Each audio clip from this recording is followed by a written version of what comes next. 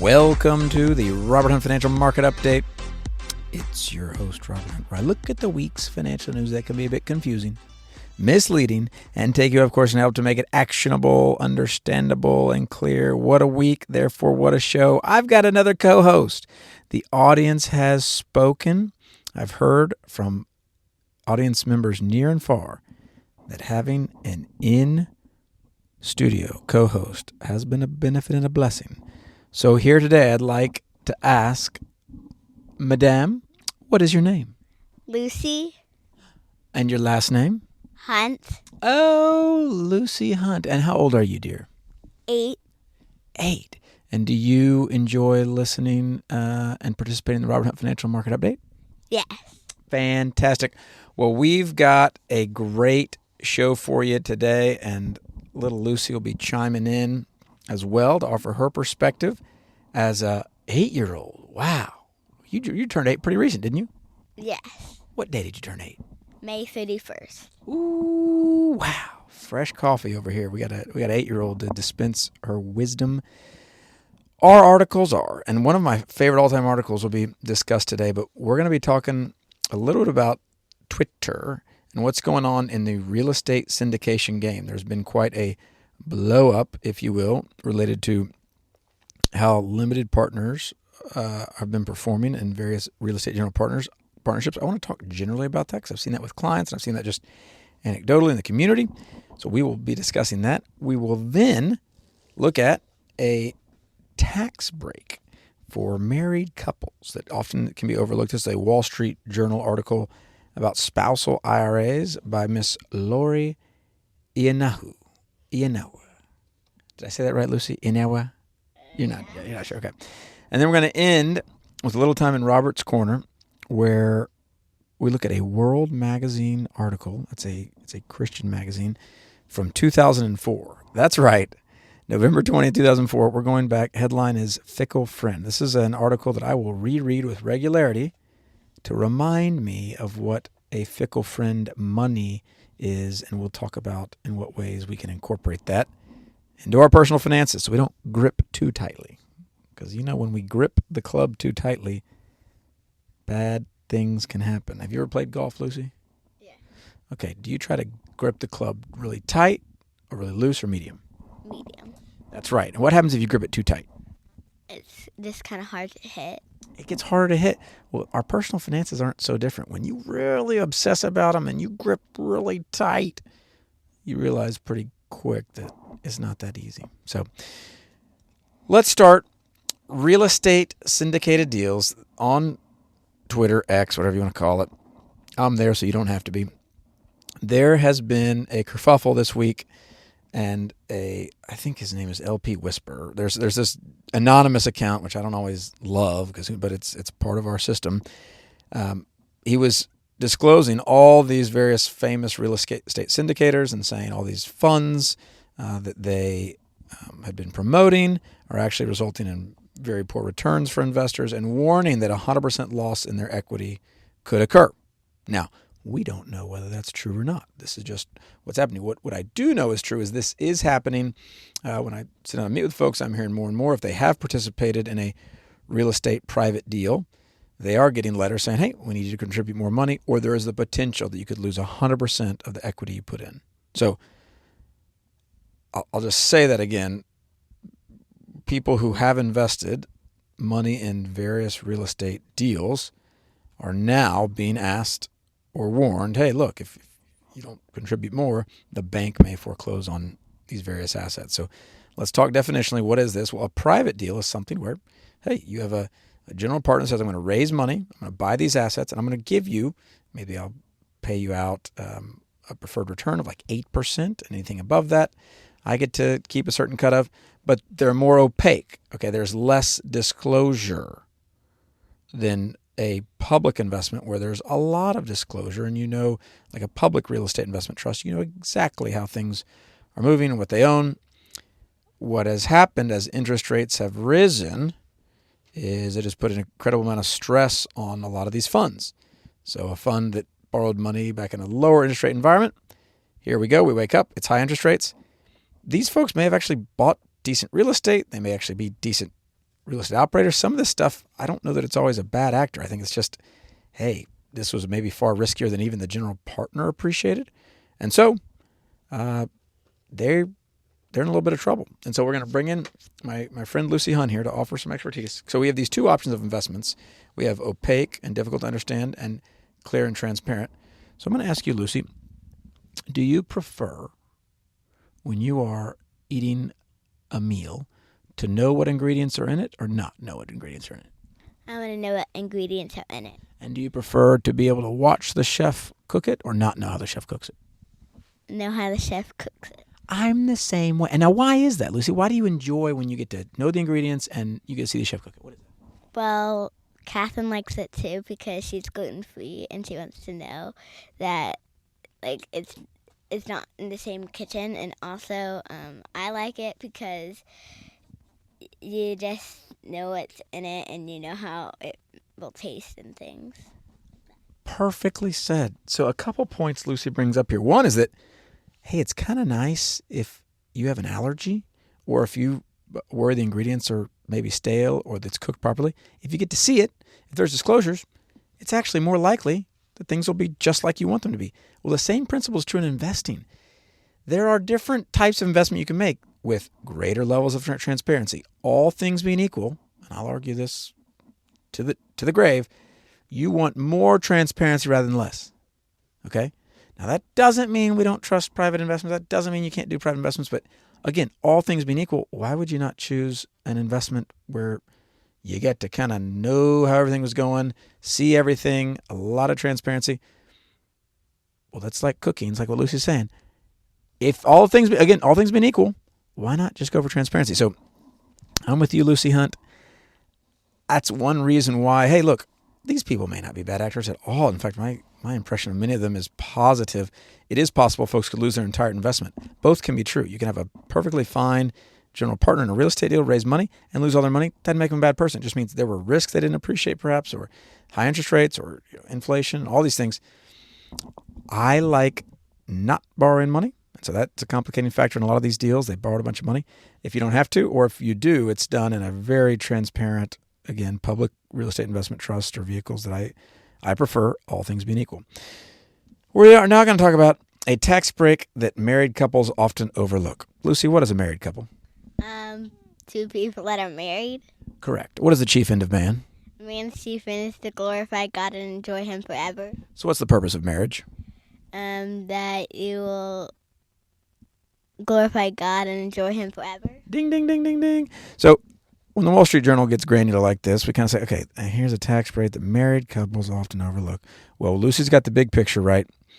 What are we doing here? These are called spousal IRAs. So these spousal IRAs, an IRA, an individual retirement account, is a vehicle that federal government lets you contribute to that can grow with a Roth IRA, either in a tax deferred and then tax-free manner, or with a traditional IRA, tax break on the front end, and then ordinary income on the withdrawal.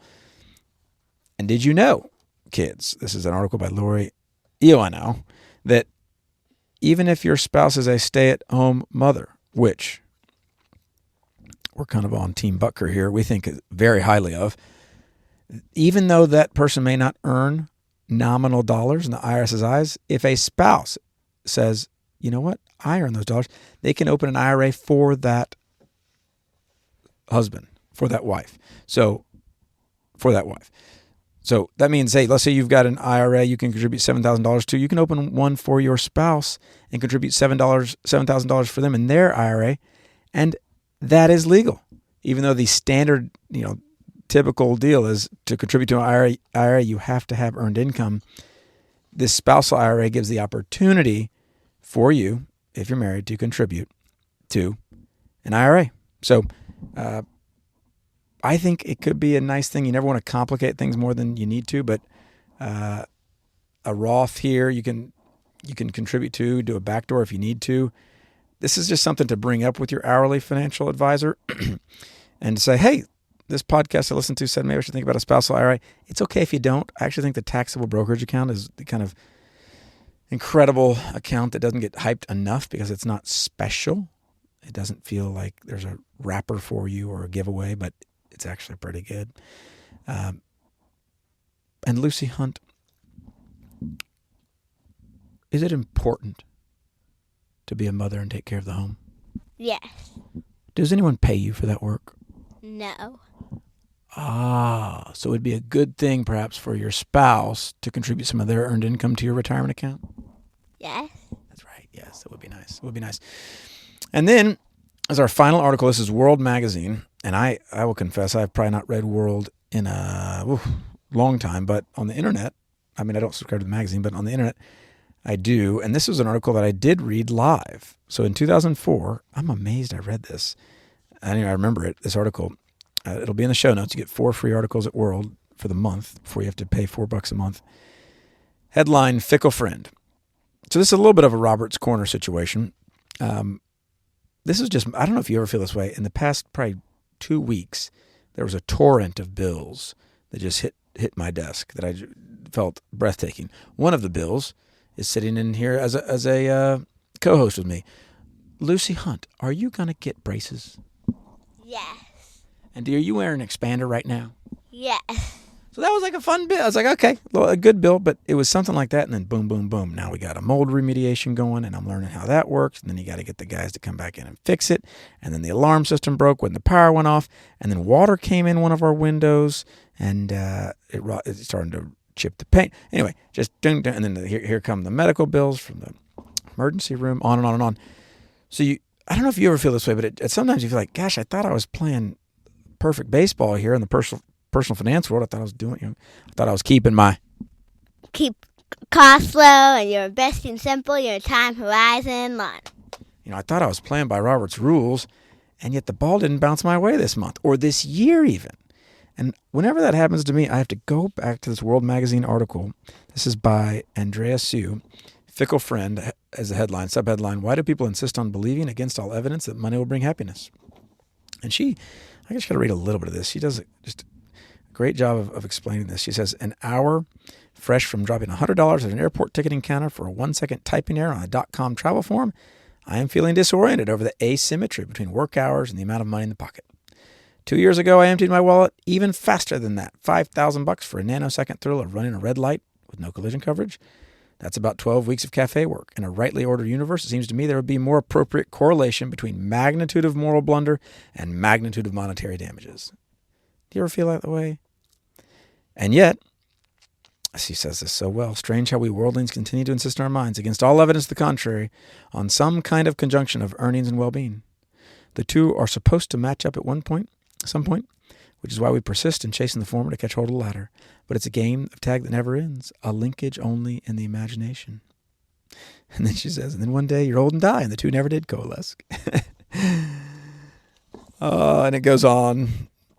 She says, there's an unreality about money. And one day in 1999, I came by $1,000 through no merit of my own. And one day in 2003, I lost $1,000 through no fault of my own. She quotes Proverbs 23, verse 5, when your eyes light on it, it is gone. And this is a great reference here she gives. She says, my neighbor from Lima, that's Peru, talks about in 1986 when the Peruvian sol depreciated by 3 zeros. And in an hour, his nest egg was reduced to trinkets. Can you imagine that? You're in Peru. This is a neighbor from Lima in 1986. You've got all your money. You're ready to go. Your entire nest egg. The government depreciates your currency, making it worth nothing, basically. And you're just stuck there holding it back through no fault of your own. She then quotes Proverbs 30, 18, and 19. And it's funny what she says at the end of it. She says, this is Proverbs, 3 things are too wonderful for me, 4 I do not understand. The way of an eagle in the sky, the way of a serpent on a rock, the way of a ship on the seas, the way of a man with a virgin. And she adds, may I add a 5th, the way of a peso in the pocket.